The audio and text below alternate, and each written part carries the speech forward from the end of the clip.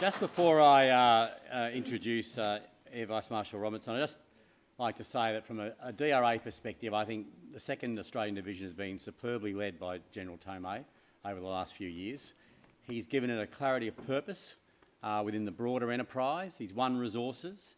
He's achieved outcomes to motivate and incentivise those who serve and those who might wish to serve in the 2nd Australian Division. And that has been a boon not just for Army's reserve component, but I would argue over the long term, the rest of the reserve component in the Defence Force as well. So thank you, General. And he's been, of course, it's fantastic that we have his successor here in the room, Brigadier Matt Burr. Matt, great to see you here. And Matt has a depth of operational experience, has served in both the full-time and part-time sides of the force. Great to see that we've got such an accomplished soldier carrying on from General David. So well done, congratulations, good luck. It's my pleasure now to introduce Air Vice Marshal Ken Robinson. A long and accomplished career in Air Force, starting off, I won't say when, but a while ago, like many of us. Bachelor of Business, went to Amberley early on, a range of personnel-related roles within Air Force. Studied in the US for an MBA, was CO of 28 Squadron when it was a mix of both permanent and reserve Air Force personnel, commanded Combat Support Group, Chief of Staff to CAF, Chief of Staff at Air Force Headquarters, Operational Service in the MEAO, and of course, as we know, in more recent times, has been the Deputy Head of Joint Capability Group, and of course, we're really pleased to have Air Vice Marshal Robinson here today to talk about that exciting space which is opening up, I'm sure, for many of those who will ultimately serve in the reserve in the joint capability space. So, thanks, Mike.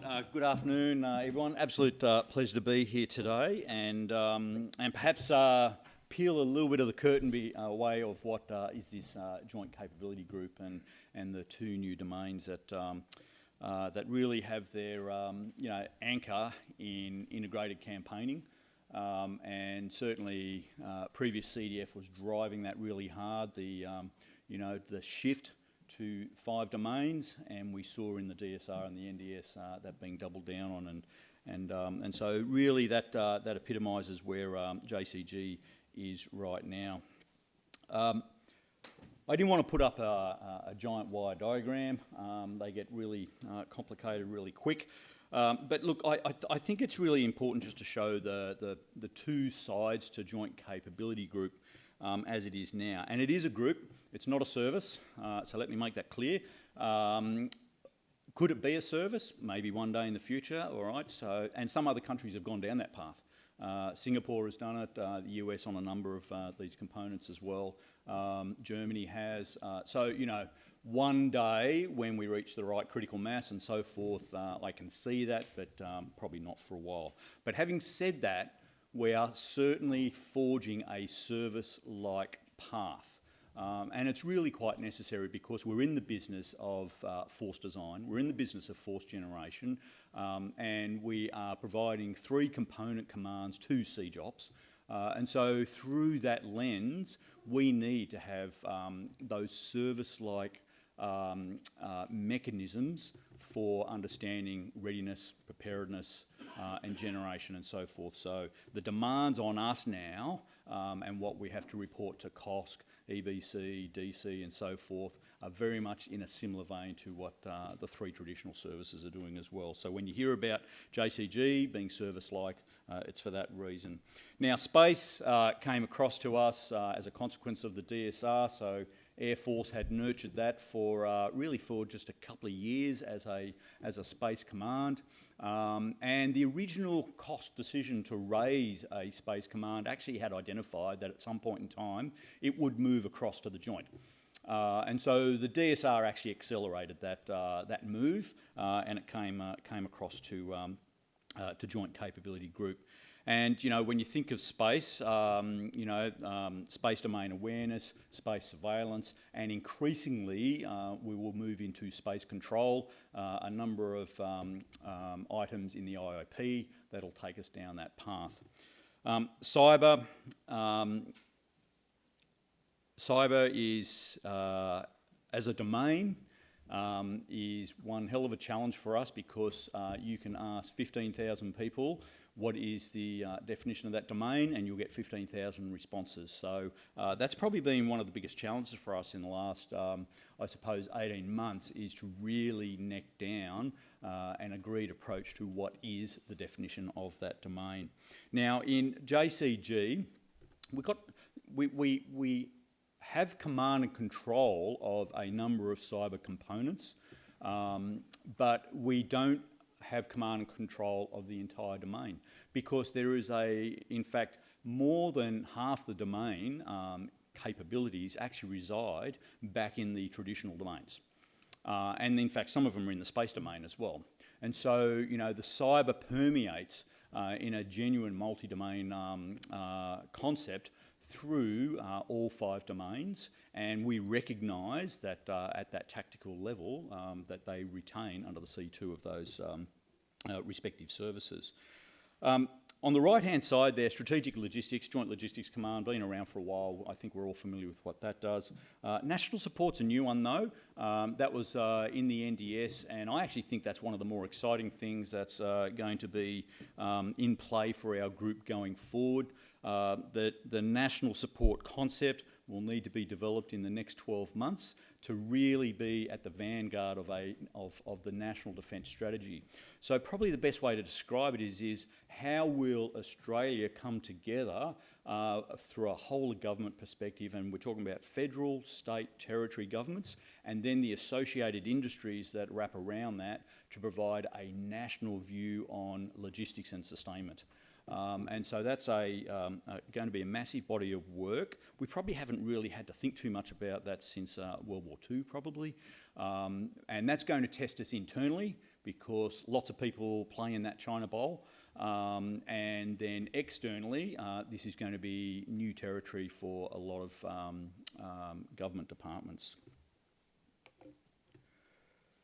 So in a nutshell, there's our mission. I think the great thing though is that JCG now has a great purpose that is really quite focused. It's only 7 years old, you know, so we don't have the traditions and so forth that come with the 3 traditional services. But, you know, being only 7 years old, it's had a variety of form. And it probably lacked purpose. You know, before the DSR, it was a bit of a 7-headed monster, to be quite honest. But now we really have quite a beady eye on what we provide to CJOPS in particular. So just to give you an idea of this is what's inside JCG in terms of positions. And in fact, that cyber number is probably a little bit underestimated when I look at that because I know that there's been a few other units come across our way recently, and there's probably about another 300 military people on top of that. But I think the thing that I want to draw your attention to, a couple of things, is if you look at the ratio of CIRCAT 3 to 5 to CIRCAT 6 to 7, you can see that we already have quite a dependency upon the reserve workforce. Now, the majority of that are, to be quite candid, probably ex-CIRCAT 7. But nonetheless, we do have that dependency, and you can see that it's, you know, roughly in space and cyber at about, you know, probably at a 25 to 75 ratio. And then in logistics, as I was looking at that, you know, 1/3 of our military capability there for JLC is actually in the reserve entity. And to be quite honest, most of that is actually, probably about 2/3 of that is actually Army on the logistics side there. You can see the APS numbers, and obviously the external workforce. You know, we are heavily dependent upon external in logistics and cyber. It is something on the cyber front that we want to change. That was called out in the DSR, and we want to change that ratio of dependency on the external workforce in cyber. So hence why we probably want to double down on efforts in expanding our reservists in the cyber lane. So what are our space domain people, or the contribution there? Look, it's at the moment only about 50 inside in the group itself, so not a lot. But having said that, the space domain is, it is quite embryonic at the moment in terms of where it is on the growth trajectory. If I project ahead to what it's going to look like at the end of the decade, the space domain will be around about 500-600 strong in terms of military, but at the moment it's probably just about half that, or a tad under half that. So we've still got some way to go. A few projects were slid to the right in the IIP, so we can probably slow down the growth trajectory. No point having too many people if we haven't got the new kit, but there is certainly an end state in mind there. Where do we need to go forward? Probably two key things are listed there. We need dedicated space occupations. So when, Jack and Jill turn up at DFR, and I've tested this with some of our DFR folk, people are interested in a space career. And when they turn up to DFR, we have zero precise space occupation on offer. And we lose a lot of interest right there and then. We need to have a model so that we can bring them in and shift from this borrow strategy that we have right now, where we borrow from the three services and professionalise. That is not sustainable when you're on a growth trajectory. We need to attract, and the market research shows that there are people who are interested in space and cyber careers. They've got a particular bent where otherwise they're not predisposed to wanting to come into Army, Navy and Air Force. We've got to tap into that. And ServOpD, that is the other thing that we really need in the space domain. The Australian Space Agency, they're keen to support us on that front, and we have a growing space industry in Australia. Not necessarily focused on Australia. In fact, a lot of Australia's space industry is actually provisioning towards the United States, and so we can still tap into those people in a more deliberate way and explore ServOpD. In terms of ServOpD and the deliberate effort to do that, I'm working with Air Commodore Tony Hindmarsh. That's his special project right now, and we've agreed in JCG to be at the leading edge of testing that and developing more policy initiatives on ServOpD to get at that purpose. Look, in the cyber domain, I won't say exactly how many reservists we've got. I did have the number, and then I thought, as I start to tease that out a little bit more, it's probably just not for the UNCLAS environment. So I'll just leave that as it is. But it is many hundred in terms of what's in JCG. If I go beyond JCG and think domain, because domain is bigger than JCG, it is many, many hundred providing CIRCAT 3 to 5 service. And not only across the 5 domains, but into the broader national security architecture as well. So this is a really important area for us, and we've got a fair bit of work to do here to really capitalise upon what we can get through a reserve capability. I think the first thing that we do need to really do, or one of the priority things that we need to do, we've got to be more clear on what are those roles in the cyber domain that would be really useful to have tagged for CIRCAT 3 to 5. We've got to set the right demand signal. We've got to have the right definitions and design there, so that we actually, when we bring these people in, that they're actually providing a meaningful contribution rather than just making work up. There's a risk there if we don't get that right. So there is a bit of a design work to be undertaken here. And so that leads into that second point there about the mapping. But what we really would like to push pretty hard on, and I'm working with Major General Laidlaw on this particular initiative, is what we call the UK cyber model.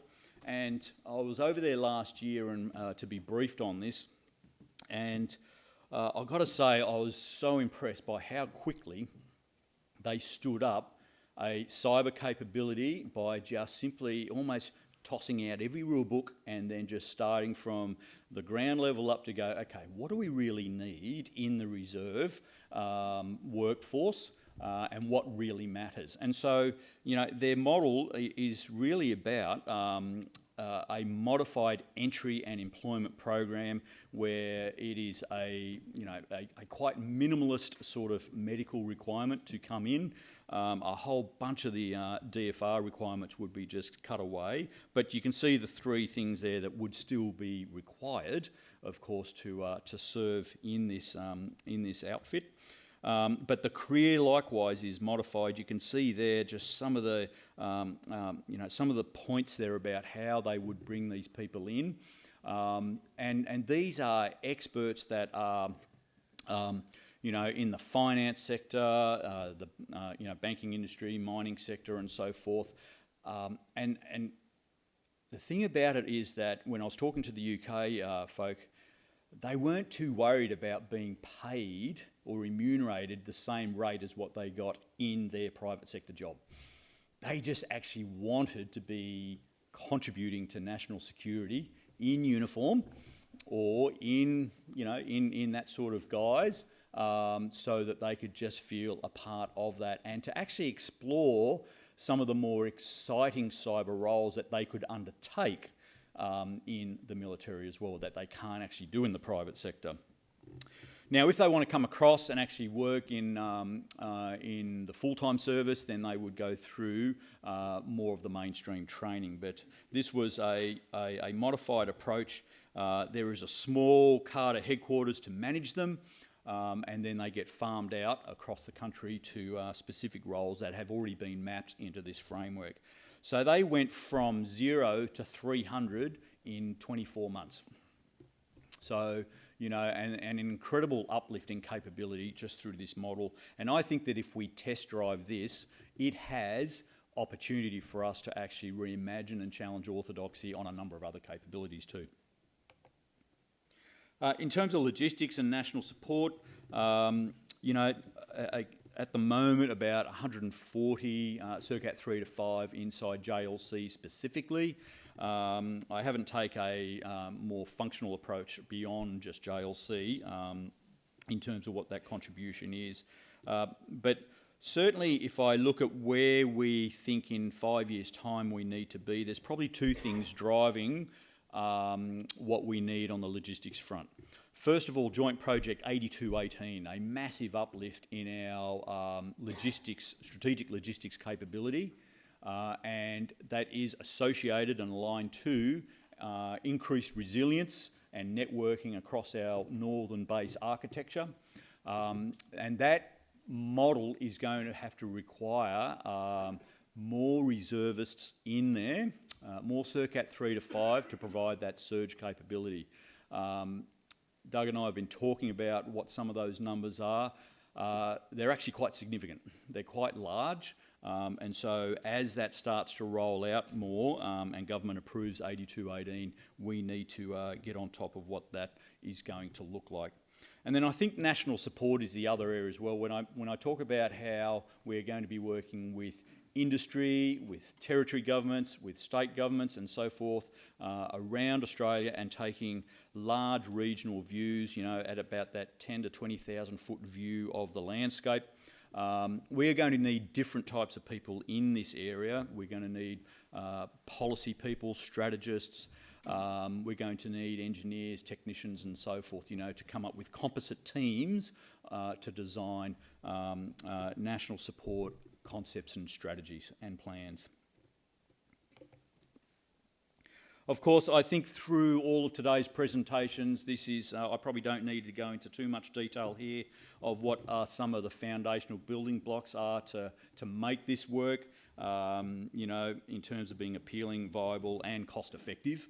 That's probably already been said by a number of speakers today. I think the one thing that I do want to call out though is, and that's under, in terms of the viability of it, and I think we've learned this through particularly the bushfires and COVID and so forth, where we can't degrade, I suppose, the national security aspects of where our CERCAT 3 to 5 come from. So if I take the cyber domain, for example, I wouldn't want to have the bulk of my cyber people also having their day job in ASD.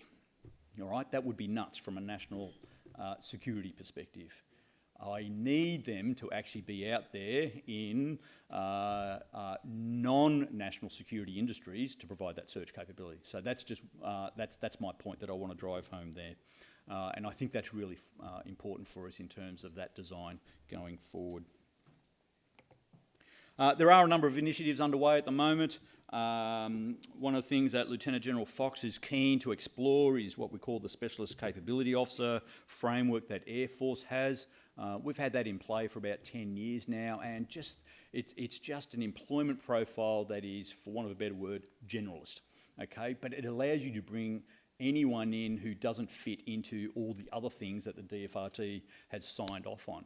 And it makes it so easy and so quick to bring someone in, and sure, you know, the remuneration is not as high as what some other things are, but nonetheless, we do find that it is still a great interim step to get people in, to keep them interested, get them on the books, and then you can sort of like catch up a bit later in terms of, right, how do we actually tick off a few, you know, boxes in terms of putting them into another employment profile or whatever the case may be. So Lieutenant General Fox is keen for us to you know, really take that from an Air Force concept to an ADF-wide concept, and so I see that being applicable across the entire CERCAT framework, and we certainly want to test that in the space and cyber domain.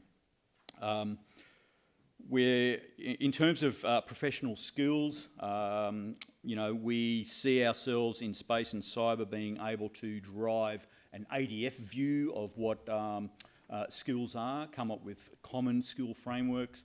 We've presented that concept to the DFRT. They are incredibly keen on it.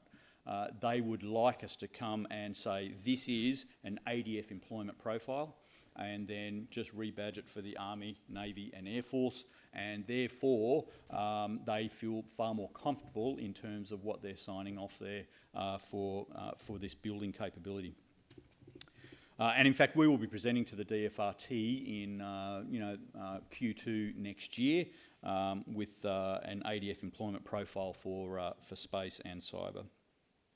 And then the other thing that's underway right now is specialist pay structures, and Lieutenant General Fox alluded to this. You know, GOPS Gorps gave us that more egalitarian view of our pay frameworks. You know, we have some incredibly deep specialists in the cyber domain and in the space domain. So there are some of those that we don't want to reward through promotion. We actually need them to stay on the tools, but likewise recognise that incredible depth of technical experience that they have. You know, a defensive cyber ops person who, you know, generally is about 7 years of on-the-tools experience. You know, we don't want to promote them out of that just as that they're at that peak of it. Rather, we would like to remunerate them as a specialist, and we want to adapt the officer aviation framework in a similar sort of model to that. So, so that's a work that's underway at the moment, and I've already mentioned the ServOp-D work as well. So that is space and cyber domain and logistics in a short canter. There you go. Very much, Ken. Likewise, same as General Tomei, I might ask Air Vice Marshal Robinson just to take some questions straight away, sure. And we'll deal with those. So both online and from the floor, are there any questions from anyone?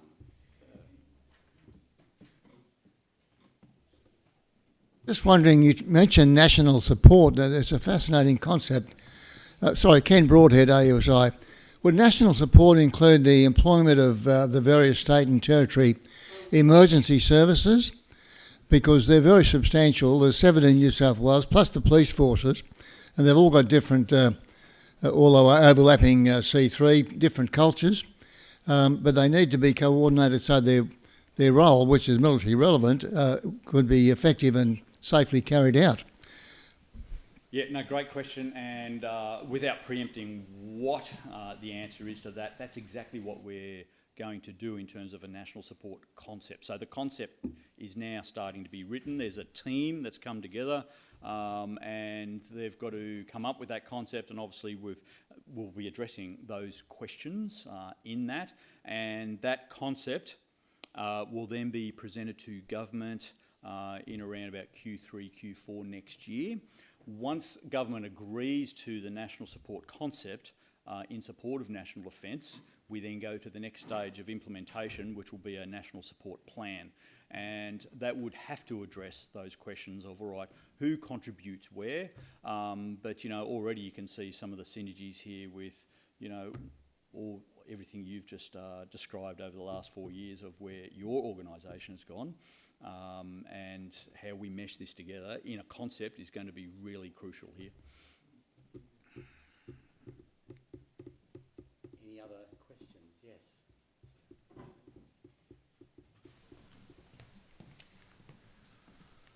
Good afternoon, sir. Michael Flynn, also from RUSI. In terms of whole of government, you mentioned 2 tiers, that's federal and state. Is there any place for engagement with local government?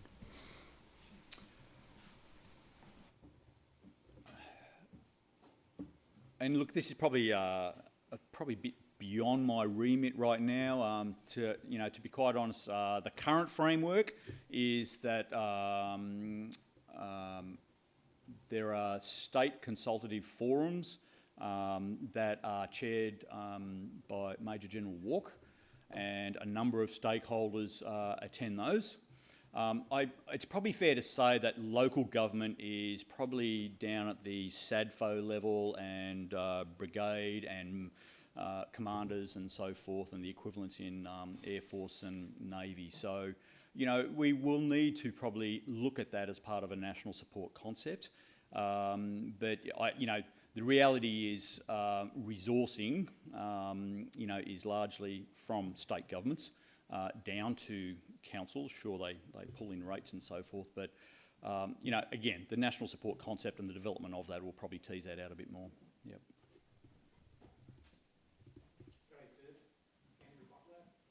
Formerly of JP 9131 and the Cyber College. So my question's really about cyber. Given your recent experience with UK, a couple of the problems we've got here locally are recognition of industry skills and qualifications, which is hugely problematic in terms of mapping. And the second one is using organisations like the Cyber College. How can we accelerate that learning paradigm so that we not only keep up, but we can actually bring people onto the force? Yeah, no, great question. And in fact, a fair bit of work has been done on that to pull together an ADF professionalisation skills framework that is mapped to the Australian skills framework. So we've got the ANSCO codes mapped to it, and we've also worked with ASD now to come up with even a more collective framework there as well. So we're certainly on that path of a integrated approach to the skills framework. And the DFRT is expecting that of us too. Yep.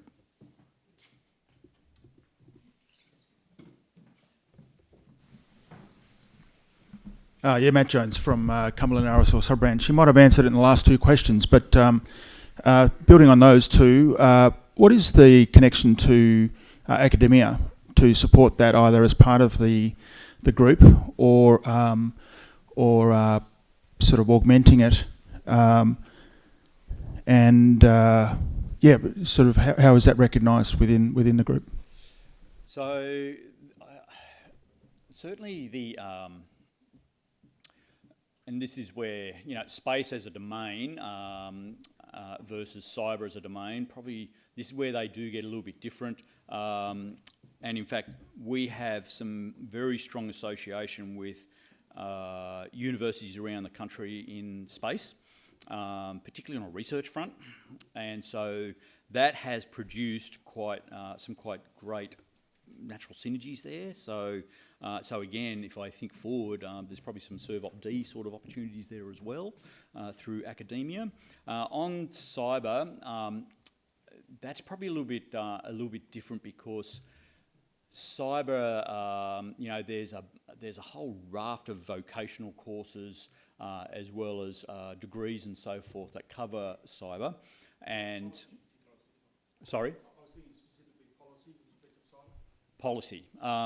Yeah. Look, we're probably lag rather than lead on that, you know. So, and that's why, in some respects, we probably need to turn that around by embracing industry more to understand, all right, well, what do you get by with? What do you draw upon, you know? So, because I think that inside our area, we can get a bit too obsessed with, you know, have you got a master's in whatever in the cyber lane, or a, you know, or even an undergraduate degree, as opposed to, well, what is the experience that you need? So there's, to be quite honest, we've got a lot more work to do on that front. Yep, it's a good point.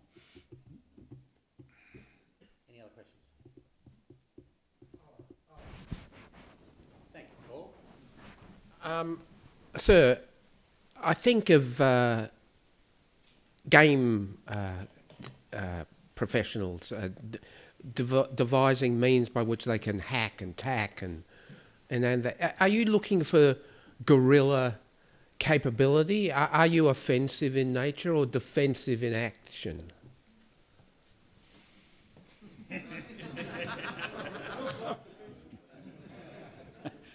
Oh, I'm on the defensive now. Look, you know, so the cyber domain is, again, not just Joint Capability Group. It is all 5 of our ADF domains, as well as being quite integrated into the national security architecture. We provide ADF people into the other organisations, and they will undertake particular cyber missions with them, and they come back to us.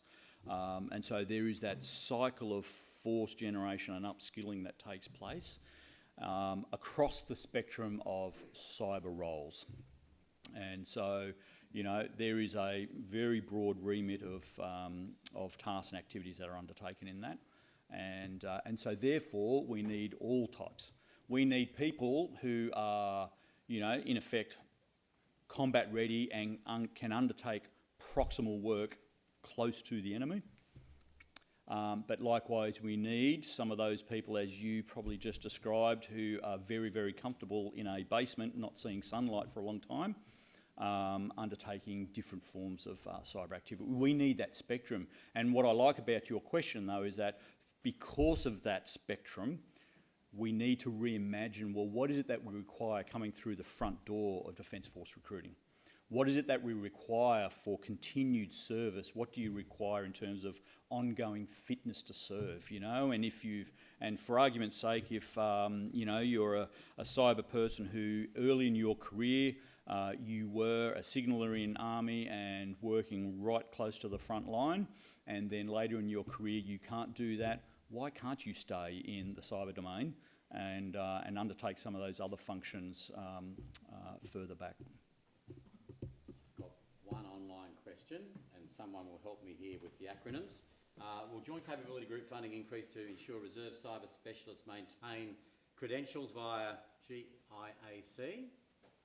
Something to do with graduate, no doubt. And then CISSP. Noting that reservists don't get Defence Assistance Study Scheme and ongoing knowledge. Here we are. Look, you know, funding, you know, the funding aspects, you know, I'm, you know, as the Deputy Chief, I'm the resource controller for JCG, and I never quibble on providing funding for training and reserve days. And in fact, we've never met budget in terms of not expending enough when it comes to training dollars and when it comes to reserve days. All right, it comes down to the availability of individuals.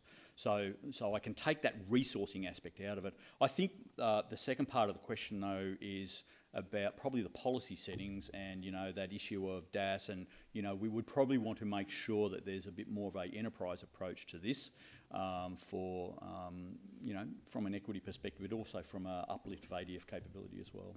Yep. Thank you. Any other final questions? Ken, thanks very much. Thank you. Very illuminating.